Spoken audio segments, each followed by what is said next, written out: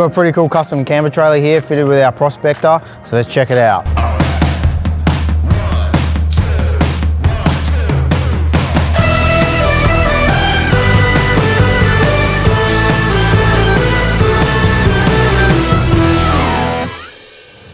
So as always, we'll start on the outside and then we'll work our way inside and then we'll check out what's in there, but we'll start here. So we've just done our little charge harness here. So it's just twin 6BNS going to the batteries inside. So we just run that in conduit, P-clamped it along the chassis, and then we'll just go inside to our prospecting unit. We've also just changed out the 7-pin trailer plug. The old one was pretty corroded out. So we just shortened it up to suit the customer's needs, and then while we're at it, we thought, oh, we may as well change the trailer plug out, and that way we've got a fresh one. You never have to worry about having any issues with your lights in the future. Then just on top, we've got the 390 watt solar panel. This is the 48 volt Hyundai. It's a really good panel.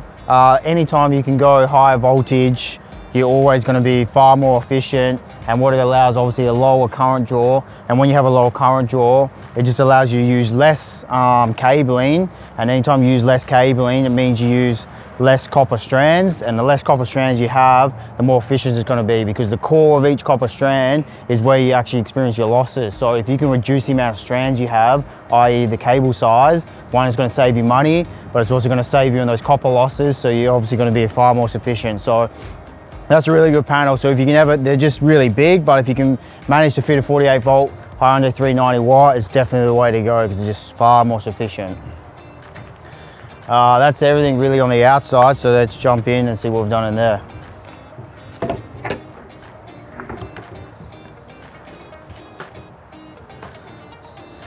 All right, so just inside the first toolbox, we've got the two 200 amp hour Amptron batteries. We've also wired this up to the Victron isolator here. So that way, if you ever got it parked up for an extended period of time, you just hit that isolator, and then you don't have to worry about anything drawing off those batteries, and then it's ready to go when you jump back into it.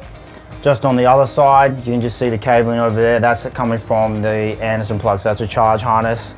So we just run it through the chassis and then grab the gland just in the corner over there, so it's out the way, and then we're going through to get into the Prospector on the other side. That's it for this toolbox, and then we'll jump into the next one. So in here, the customers made a custom tank for their water, just fits in between the two rear tires. So what we had to do on this one is to be able to make our plumbing connect up to it. We just welded on this little fitting onto their inlet, and then we're able to actually plumb in all our plumbing. So we'll start at the bottom and go up. So we've obviously got the Egon water hub here, two outlets there for either your shower or just your normal tap, and then that's your inlet from an external pickup. So we just put that on 90, so it's easy to access that. We've got the Duetto 10 litre there, and then that's plumbed through the Egon, and then we've just got to connect it up to the Prospector for the 240 volt. And then up the top we've got the Prospector, so stock standard, same as always. You've got your outlets here, so you've got your solar input, your Anderson output, then you've got your 240 inlet there, GPO there, and then you got your dual USBs, your USB-C, USB-A, and then you got your cigarette socket on the side. And then you got your two RCDs there, one for your incoming power and then one for your outgoing to all your GPOs. Then you got your Egon there. Easy, just pull that cover off if you ever need to replace any of your fuses. They've all got lights on them, so if they ever blow, you know straight away which one is the problem, and then you can just rip that cover off, change that out, and then chuck it back on, easy enough. And then on the other side, we can show you what's on the Prospector over there. And just over this side, so you got your 15 outlet there. If you ever got induction cooking, it draws quite a bit of power. You got your 15 there, then your two 10s, same thing, your dual USB, cigarette socket. Then we got our Rode Power Vision. They haven't got any extras wired up to it apart from just that water heater, so that's the only one that's actually wired in right now, and then the rest are just there, pre-wired, ready to go, so then they can just tap straight into the control boxes located just under the Egon, and then that way if you ever add lights or any other extra accessories you want to switch in, it's easy enough to do. And then customers opted for the Touch 70. So the box is designed for a Touch 50. As you can see, the Touch 70 overhangs a bit, but the customer just wanted that bigger screen, so it just makes it a bit easier to view. So that's why it just overhangs a little bit. It's not ideal, but it still fits well enough, and at least it allows for a bit more visibility using the Touch 70 over the Touch 50. Yeah, so on the inside of the Prospector, we've got the Orion, the Victron Smart Shunt, then we've also got the MPPT 100/50, all the stock standard stuff that goes in there. The only difference for this one, because we do have the 3000 watt multi-plus in there, we've changed it so it's got 3 mega fuses instead of just the dual, but we can't fit a quad in there, so we've had to go to individual ones, and then we just made up a little custom buzz bar to go over that. So that's why you'll see on the inside there's just the 3 megas instead of the normal twin mega that we do for the 2000 watt. Apart from that, everything else is pretty standard in there. You got the servo as well. And then, yeah, just underneath the Egon, like I said before, you got the road power module there. That's where you'll then run all your wiring for your extras, and then just be switched from the actual panel just up here. So that just makes it super easy to do. And then the only thing you just need to keep in mind that you can only handle 25 output each, so 60 in total. So you just need to keep that in mind. But there's not too many circuits that you're going to be switching over 60 amps like total for your whole setup, so that's not really a problem. But worst case, then you just add relays on top of that, and then that solves that problem. So there's no issues there. But apart from that, that's pretty much everything that's in the Prospector.